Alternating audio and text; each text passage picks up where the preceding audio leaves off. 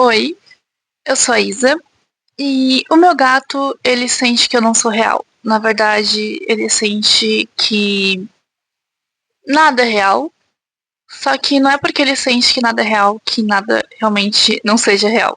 Às vezes, e talvez frequentemente, a sua vida ela acaba ficando estressante. Às vezes a situação ela se prolonga por tempo demais e vem essa percepção distorcida da realidade.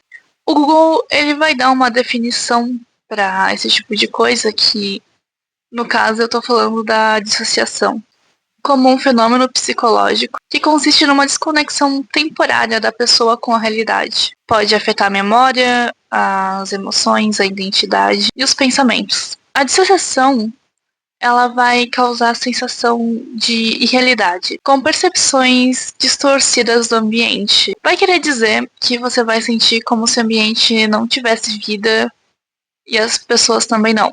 É como se a cidade que você vive virasse uma maquete escolar. Os habitantes dela, bonecos, e você fica em desconexão com o próprio corpo, como se a sua alma flutuasse. Você sente que nada é real. Mas quando isso se prolonga por tempo demais, dá para ganhar o diagnóstico de transtorno de despersonalização. E muitos dos pacientes que passam por isso, eles têm medo de enlouquecer ou ganhar algum tipo de problema irreversível no cérebro.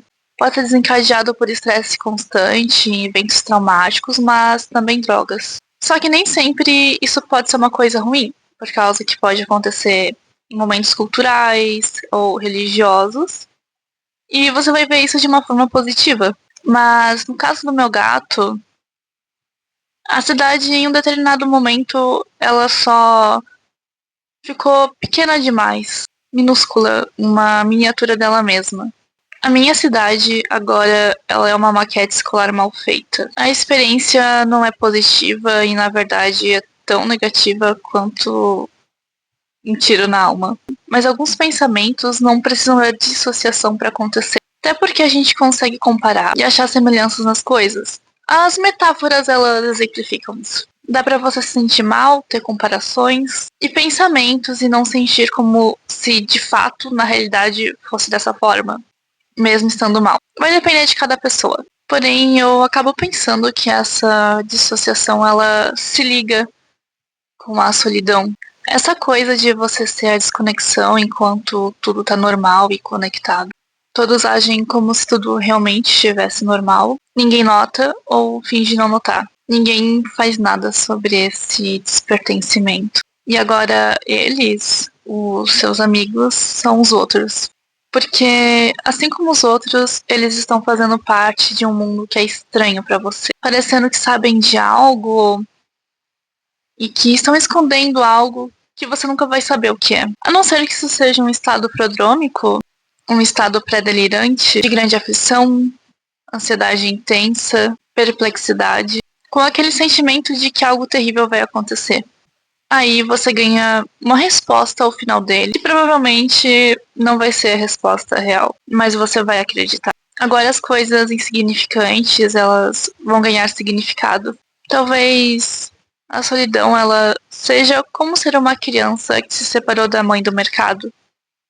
Você tá cheio de pessoas à sua volta, mas não tá conectado de fato a nenhuma delas.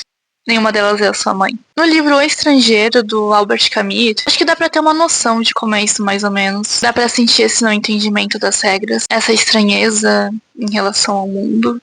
Logo de cara, quando o livro começa, e na verdade, seguindo o livro todo, o nome do protagonista é Homer Salt. A gente vai acompanhar o livro a partir de quando a mãe dele morre. Mais ou menos. Porque ele não sabe quando ela morre. Ele trata tudo o que acontece na sua vida com uma distância. E, inclusive, o livro começa com ele falando: hoje, mamãe morreu. Ou talvez ontem.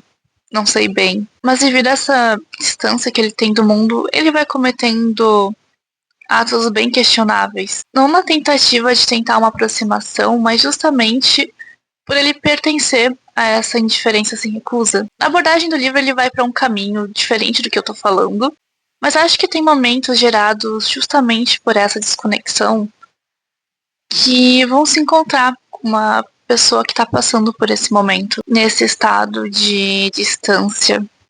Talvez sendo uma amostra desse sentimento, sendo sentido e aceitos em sua totalidade sem uma crítica, uma percepção de que algo está errado. O estrangeiro é uma obra absurdista, o que quer dizer que eles vão tratar do absurdo da vida, que seria essa necessidade humana de racionalização em um mundo que não corresponde. Esse confronto ele vai ser chamado de absurdo. Para essa filosofia, a resposta para poder enfrentar o absurdo vai ser aceitar ele e vivê-lo sem ilusões. É na solidão que a gente vê a necessidade gritante do outro, seja na tentativa de conexão, na esperança de que esse sentimento vá embora, ou na tentativa de isolamento, talvez como uma aceitação. Mas mesmo com essa tentativa de se isolar, dá pra ver que ainda se tem a presença do outro. De alguma forma ele vai estar envolvido, seja por ele ter de alguma forma culpa disso, ou porque você vai ter uma necessidade de ausência completa impossível. Nas falas sartreanas, o outro ele é extremamente importante. É por causa do outro que eu vou me firmar como ser no mundo. E pelo outro captar um mistério e ter acesso a uma parte sua que você nunca vai conseguir.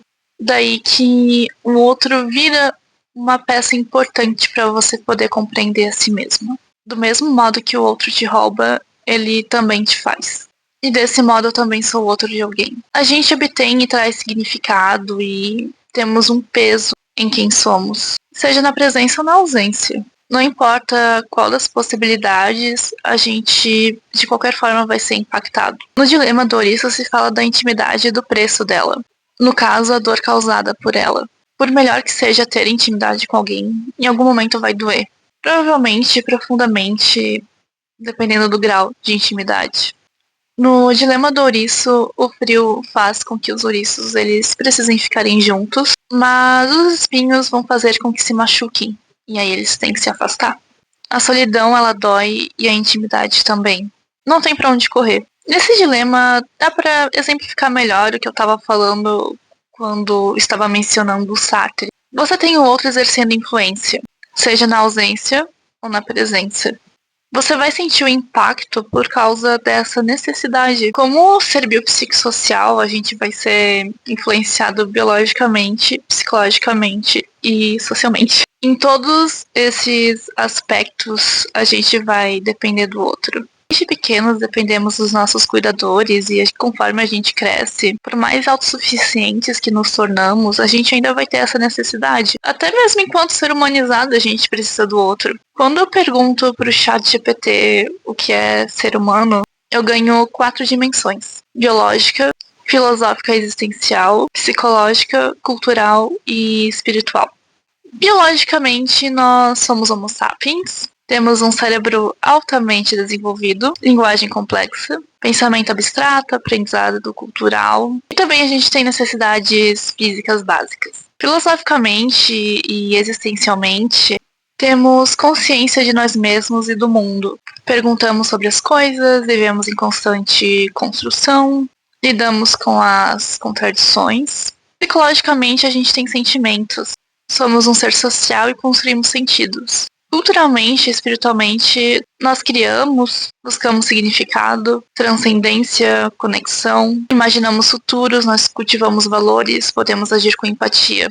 Todas essas coisas que sim, elas podem ser citadas porque a gente possui uma base biológica que possibilita isso, mas também não dá para ignorar que a vivência com os outros também possibilita isso, fazendo o ser humano uma construção causada pelo outro. O Vygotsky, ele vai falar das funções psicológicas superiores, que são as funções relacionadas à existência, como a memória, consciência, percepção, atenção, fala, pensamento, vontade, formação de conceitos e emoção. Tudo isso sendo possibilitado pelas nossas relações, nascendo da mediação prática do homem, uso de instrumentos, a divisão social e a própria necessidade também de estar socializando com os outros, resultando na evolução psíquica, significando que só nos enxergamos assim por causa dos produtos dessa vivência. Como a cultura, que inclusive vai dar um significado de existência diferente para cada ser que experimenta ela.